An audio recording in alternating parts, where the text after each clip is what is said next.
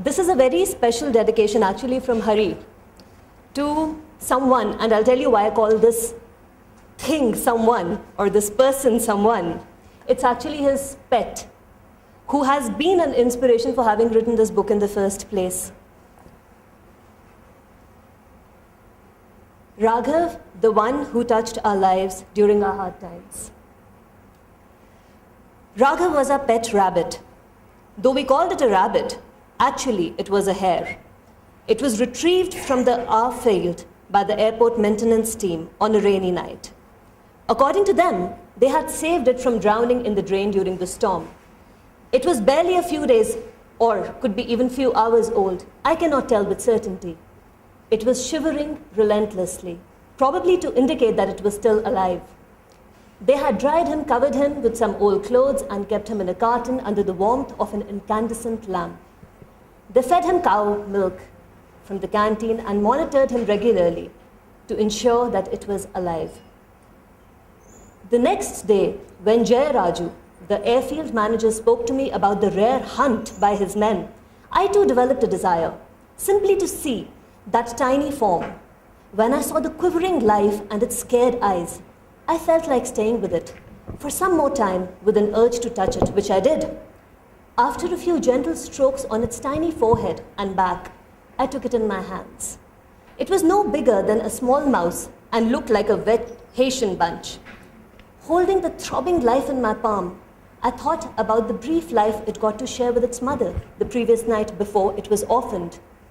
Caught in that heavy rain, in no time I could see the traces of my children's moods in its eyes. They had been trying hard to come to terms with the new scenario, as hardly a month had passed since their physical separation from their mother. I had been silently observing the pain and the trauma they were undergoing as a consequence of our broken marriage. As I continuously watched the frightened tiny animal in my hand, a thought suddenly came to my mind, and I asked Jaya Raju immediately, "Raju, if you don't mind, can I take it to my home for a day? You know my son's special interest in animals. He would love to see such a small and cute creature. I think my daughter too would love to see it. I just want to show it to them once and we'll bring it back tomorrow." That evening I came home, carrying that carton containing the tiny leveret. As expected, it was a surprise for both of them. While my daughter was scared to come near it, my son took it in, the tiny furred creature, in his palms without any hesitation. I had promised, I'm really sorry, excuse me for this. It was too small for even his palm. He didn't put it down for the next 2 hours. And the leveret never returned to the airport maintenance team, though I had promised Raju. I had no other choice but to agree to the pleas of my son to keep it with us for a few more days. Hence, I was compelled to convey his desire to Raju the next day. In a week's time, we moved the rabbit from the carton to a mobile cage. It started drinking milk and water on its own and also chewed grated carrot. In a couple of weeks that followed, it started running everywhere in the house and played with the children. Soon, it became the 5th member of the house, along with our live-in maid, Padrunissa. We called him Raghav, as suggested by Monu. His arrival in our lives changed the entire ambience of the house. Children slowly came out of the hangover after the agonizing exit of their mother from the house. I could frequently see the gleam of hope again in their eyes, which otherwise bore dull looks due to the setback they had at such a tender age. Not only the children, even I used to enter the house in the evening yelling, "Raghav!" And it responded to most of our calls. It would come out of its hideouts behind the sofa or beneath the cot to show its presence, and then used to run away the next moment, expecting us to follow him. If we did not follow, he used to come back and draw our attention again before running away. He enjoyed playing hide and seek and felt comforted by the warmth of our palms. Soon, he became popular in our neighborhood as well. Whenever I took him out to the lawns, there used to be a few curious onlookers, both children and adults, who loved to watch him hop around. Friends of my children started visiting us regularly to see Raghav and play with him. Children too were happy to have visitors in the house, since we hardly used to get any visitors after my divorce. Social isolation is one of the worst post-divorce experiences that one has to face in India. In the absence of a lady at home, families do not prefer to either visit you or invite you to their homes. At the same time, you're not welcomed in the bachelor circles either, since you have a family. In effect, the kids of divorced parents have to pay the biggest price, social quarantine. Thus, the value that Raghav added to our lives at that crucial transitional phase was immense. In fact, immeasurable it was. For Bhadrunisa, he was a buddy at home during the day when we were away. She cherished him a lot and probably fed him more than what was really required. The children found their way out of the pain through the new way of living and reorganized their routines by accommodating Raghav in every aspect of their lives. When their mother came on her monthly visit, they had nothing much to speak about except Raghav. In 5 months' time, it grew up to weigh 600 grams and had become the most active and entertaining member of our family. And then, all of a sudden, came that cursed day of unseasonal winter rains and ice-cold winds. We remained indoors that evening, covered in warm clothes. Raghav's cage had been shifted from the drawing room to the balcony only a few days back, as he used to make the room messy by spreading the paddy husk from his cage all over the floor. We used to cover the cage with an old blanket to protect him from the cold during the night. However, that night, in spite of the rain, severe wind, and intense chill, none remembered to cover the cage. The next morning, we went to the poolside as usual for our yoga practice and returned by 7. We were welcomed by Bhadrunisa's startled and bloated face. She whispered something in my son's ear, and the next moment he yelled in disbelief and rushed to the balcony. I and Molu followed him, curious to know what had happened. To our utter dismay, in the cage, an immobile, stiff body of Raghav awaited us. He looked half of his original size, with furs stuck to the bony structure and teeth protruding out of his mouth. All of us stood there, frozen, speechless, benumbed. I looked anxiously at the children. They stood still, staring at the cage, with disbelief and horror in their eyes. Was everything right with him in the evening? I asked, for the sake of breaking the silence and diffusing the tight situation. I had reached home late the previous evening and therefore had not seen Raghav at all.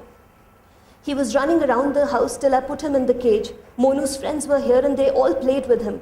They fed him a lot and therefore I didn't go to feed him in the night and hence forgot to cover the cage. Bhadrunisa's skinny frame shrank further due to the feeling of guilt that nagged her. I too forgot to check in the night, Monu whispered in a repentant tone. In fact, it had become a habit for all of us to go and double-check the cage before going to bed. Molu even used to say good night to him. But that night, surprisingly, none went to check on him. Don't think too much about it. It was natural for such small creatures to die early as their lifespan is short. Go, have your bath. You are getting late for school. I tried to normalize the situation with logic, but then, how can logic of the mind curb the feelings felt and the emotions that come up? The children went to their rooms silently. I too withdrew to my room. In fact, for me, it was an escape from the edgy environment, as a frightening silence engulfed the house. Very rarely I get scared of silence, and it was such a moment in my life. After a few minutes, I came back to the kids' room, only to find both of them sitting silently on the bed, staring at the floor. I sat in between them and held Molu close to me.